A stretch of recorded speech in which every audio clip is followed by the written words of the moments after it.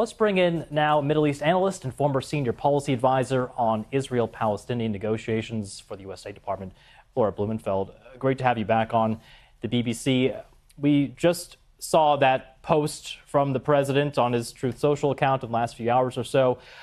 What are these kinds of threats on social media? Release the hostages now or they'll be held to pay later.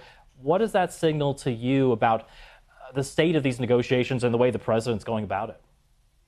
Well, he said Shalom Hamas means both hello and goodbye. So they're both kind of startling, propositions for Hamas, because as you said, we've never had any contact, since 2007 when Hamas took over the Gaza Strip. There's been this no contact policy with what we consider a terrorist organization. So he's offering them an ultimatum. Shalom can mean hello, as he said. And so this is, breaking with precedent, perhaps, opening for wider negotiations. If we have a mini deal on releasing hostages, maybe we can actually negotiate an end of war. But it also means goodbye. And as the special envoy for hostage negotiations stated, there'll be total annihilation of Hamas if they don't release the hostages. The deal, though, with these ultimatums is you have to deliver. And we saw a week ago when Trump said, you've got a high new deadline on Saturday, release the hostages or else. There was no or else, and Hamas called them out. They said, President Trump, your threats have no meaning. Does this new policy, I suppose, in terms of dealing with Hamas directly, does that complicate the situation? Or do you think that this could help move things along, get more hostages out quickly, and potentially bring the two sides to the table and progress ceasefire talks? Well, I think it complicates things in a creative and potentially constructive way. Oh. I know we've seen a lot of sort of blow-ups in the last several weeks with the new president.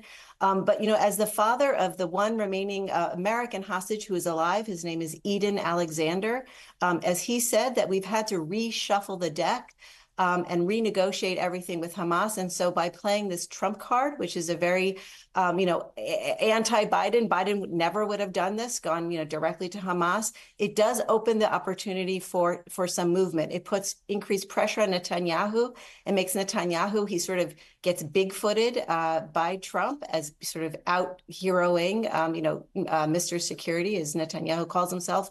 You mentioned the new chief of staff was instated today in Israel.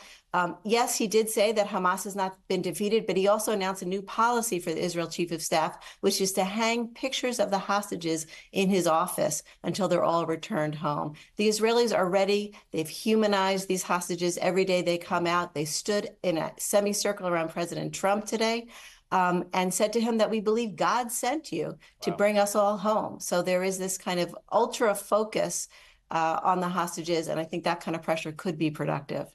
Laura, I also wanted to ask you about this new plan coming from the Arab League. This was from Tuesday, kind of overshadowed by Donald Trump's speech, but this would be an alternative to the president's very controversial plan, obviously, to remove Palestinians from Gaza for that reconstruction to begin.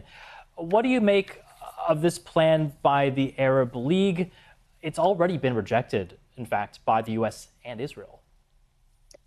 It's been rejected because they really didn't address the Hamas question. They didn't address the question of laying down the arms, which, we've all got to understand at this point there is no future for Palestinians in Gaza while Hamas is still there carrying weapons. This is a hard lesson learned in Lebanon with Hezbollah, and we see that there is an opportunity for a new future there to the north. And I think that until the Arab states address the question of Hamas, it's hard to address, and that's why they sidestepped it.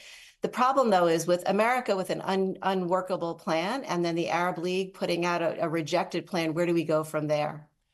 It also says, this would cost $53 billion to rebuild Gaza once the war ends. That's part of that Arab plan. Is there any sense, no matter what plan comes into place, where is this money going to come from? Who will pay for what is going to be a massive reconstruction project? Absolutely. And I can remember from experience, I was at the State Department under President Obama, and after the 2014 war between Israel and Hamas, We had a donor conference in Cairo and there were pledges, but were they ever paid up? Not really. It kind of peters out. There's a lot of enthusiasm in the beginning. So that's why I think it is important to come with a fresh approach, but it has to be one that can be implemented. The problem with the Gaza Lago displacing Palestinians potentially, against their will or with their will, it's kind of tooth fairy Trump where he waves his magic wand and you want to believe it's true, but it's not in the world of reality. And so I think the real challenge now is to find something that can work from the ground up rather from on high. Laura Blumenfeld, Middle East analyst, former senior policy advisor at the U.S. State Department. Thank you as always.